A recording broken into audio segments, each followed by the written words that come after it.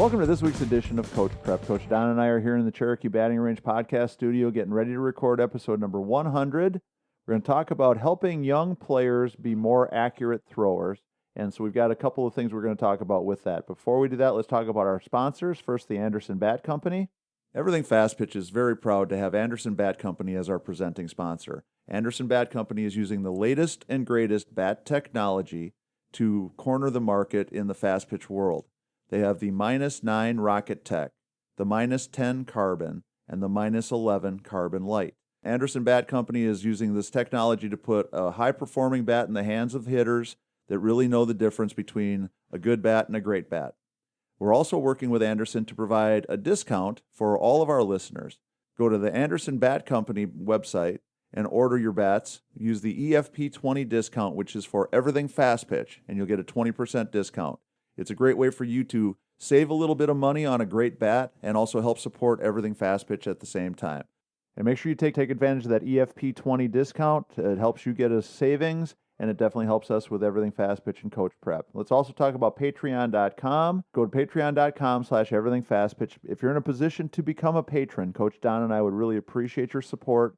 There's 3 different levels. We just did our first ever patron giveaway where we gave an Anderson bat to one of our patrons, DJ Conroy, and we would love to add you to the list of patrons so we can do something nice for you in the future too. So please check out patreon.com/everythingfastpitch. So Don, young players learning to throw. Here's a couple things I want us to think about. Have you ever noticed that sometimes that young player seems to do pretty well when they're playing catch with mom and dad in the driveway, playing catch with mom and dad in the backyard, but they struggle to carry that over to game situations or practice situations when they're playing with their peers?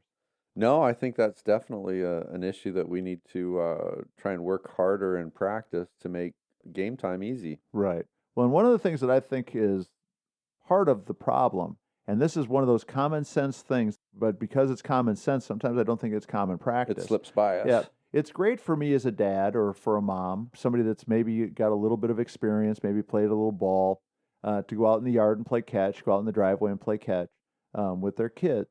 But the good news in that is that we can certainly help them, guide them, maybe give them some pointers. The flip side of that, though, is we're also really experienced, probably a little bit more talented, certainly capable of doing some things while I'm playing catch with my child that might give them a false sense of security or might help them see themselves as maybe being a little bit more capable than they really are. And so one of the things that I think is challenging is when 2 kids play catch with each other and they're throwing to kids of comparable size and skills and everything else. They certainly spend a lot of time chasing after the ball because every throw and every catch doesn't get completed. But they learn to work with kids the same size, same skill level, and I think that they learn to do things together, kind of go through the learning curve, the growing pains of becoming a better thrower and a better receiver because they're at a comparable level. The payoff is greater when they do it well, but there's also, I guess, more of a built-in consequence when we're not good at it. If I'm out on the front sidewalk playing catch with you, we're 8-year-old kids, and every one of my throws sails over your head. After about the 3rd or 4th time that you've got to run down the block to go get the ball, chances are either I'm going to become a better thrower or we're going to stop playing catch. Right. No, that makes sense for sure, Tori. And again, the big target, I can miss big and everything's okay. Right.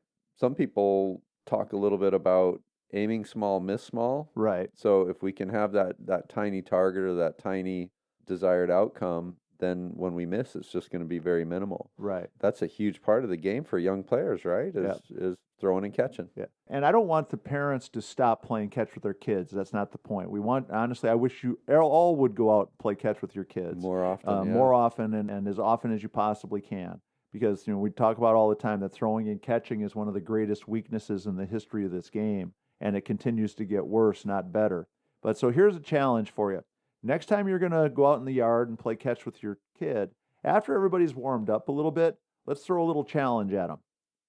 Let's have you try to make yourself a little less skilled, a little bit less mobile, and make it a little bit more realistic maybe for your child throwing to somebody that is a little bit closer to their level of play. instead of being the superhero dad or mom that catches everything, let's try sitting on a bucket, sitting on a stool, and now requiring your child to make a throw that you can catch without having to get up off the bucket, without I having to get up off the bar stool. I love that concept for sure, Tori. And again, the size of the target it then becomes Much smaller, much closer to the size of the players that they're going to be playing with.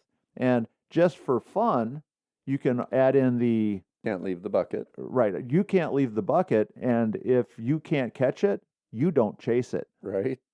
And we've talked about that in our throwing program, what we always called partner chase, because I think a lot of bad throwing happens because of carelessness or lack of focus. So when we're doing our throwing program, if you and I are partners, doesn't matter whether it's your fault because you caught it badly or it's my fault because I threw it badly. If you have to chase after the ball, I chase it with you. If I have to chase after the ball, you chase it with me. Well, in this situation, we're going to make it you threw it, you chase it. Right. So if you make a throw that I can't catch while I'm sitting on that bucket, then you have to be the one to go and get it. And I think that, again, helps the focus a little bit more, but it also kind of makes it a little bit more realistic, you know, and also I think kind of takes a little bit of pressure off of mom or dad to have to be the major league level receiver of throws that can save their kids bacon on every errant throw. So maybe in the beginning it's nice to be able to have that range of motion, but after they get a little bit more skilled or you feel like they're ready for that challenge, then the bucket is awesome. Right. Well, and I think that the peer pressure that we had when we were kids, because we learned to do all this stuff with other kids, there's not a single thing in my athletic background where I had a coach teach me something the first time I ever did it.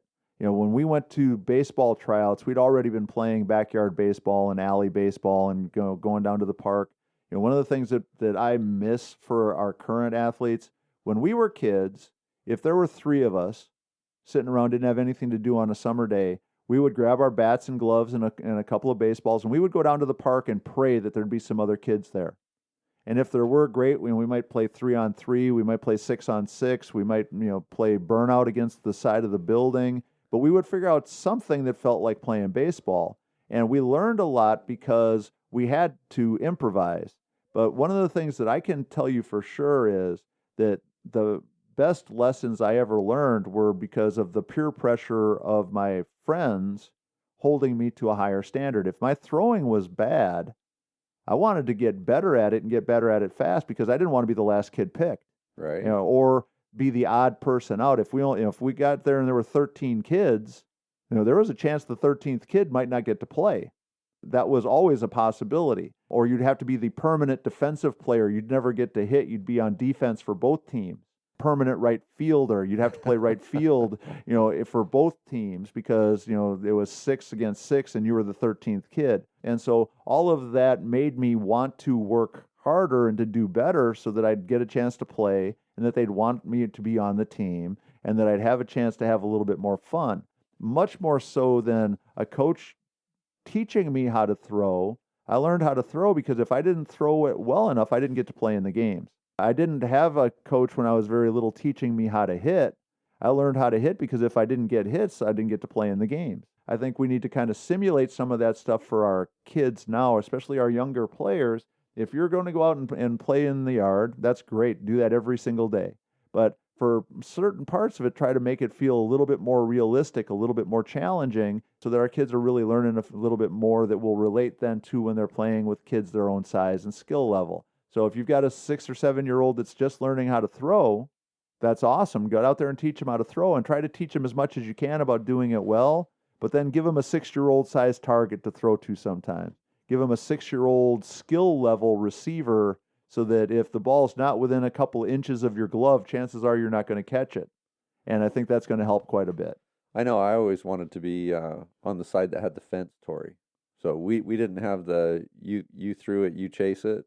So I always wanted to make sure I had the short run. So you didn't have very far to go? And were you the guy that when you threw it away, you kind of stood there and giggled and thought it was kind of funny that your teammate was chasing after it, or did you feel guilty? I think as we paired up, it was more one of those, who's more accurate. The more accurate person gets to be the side with the fence. Gotcha. Because you weren't going to make the other guy run, but you didn't want to be the the one having to run too much. You want to be the weak link. Right.